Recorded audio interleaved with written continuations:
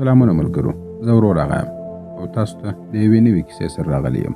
دوه زړور سرتیري خپل وطن لپاره جنګېدل، خو ځینو فاسدو خلکو د خپل شخصي ګټې لپاره هغوی خاینان وبلل او یوازې پرېښودل چې مړه سي. د نن ورځې کیسه د ریګستان څخه پیلېږي، چیرې چې باب او د هغه ملګري ډاني په یوه ځانګړي ماموریت کې بوخت ول. د دښمن د یوه موټر تر الوزولو وروسته هغوی د وتلو په حال کې وه چې ناڅاپه د دښمن یو لوی ګروپ پر هغوی باندې برید وکړي. باب د خپلې عالي نښې ویشتنې په ښودلو سره ډېر دښمنان ووژله، خو شاوخوا بمونه وچاودېدل او حالات له کنټرول څخه ووتل.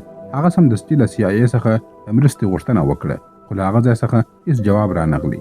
په همدې برید کې ډاني ووژل سو. د خپل ملګري د مرګ په لیدو سره باب غوسه سو او تر دې حده پرې ورسېدی چې هغه پر هلیکوپټر باندې سختې ډزې وکړې او بالاخره یې هغه هم راوغورځوی.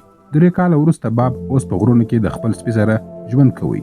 یوازې خو آرام ژوند یې درلودی، خو سوله تلپاتې نه وي.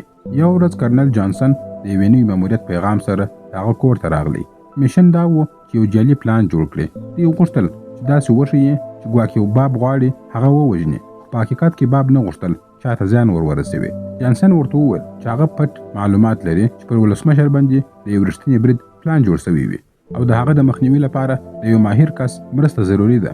باب په لومړي سر کې انکار وکړي، خو جانسن داسې شواهد ورښکاره کړل چې هر څوک به پر هغه باندې فکر کولو ته مجبوره سي. د اوږده فکر وروسته باب د دې میشن لپاره پریکړه وکړه.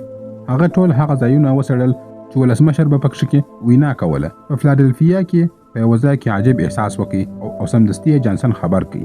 جانسن ترې مننه وکړه او ویې ویل چې هغه به هم په هماغه ورځ باندې هلته حاضروي. باب هلته له یوه زاړه سرتیري مایکل سینډرز سره ولیدل چې د دې ټول پلان په جریان کې به د هغه ملګری و. د دواړو ترمنځ پخواني باور بیا راژوندی سوی و.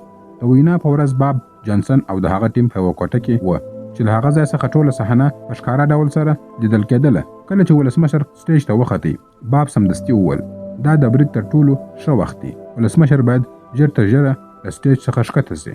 په هماغه وخت کې یو پولیس پر باب باندې ډزې وکړې او یو نامعلومه کس پر ولسمشر باندې ډزې وکړې.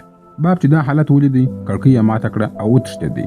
کله چې هغه ولاړی، د جانسن ټیم ټوله کوټه پاکه کړه. یوازې د باب سنایپر توپک او د هغه د ګوتو نښانونه یې پرېښودله.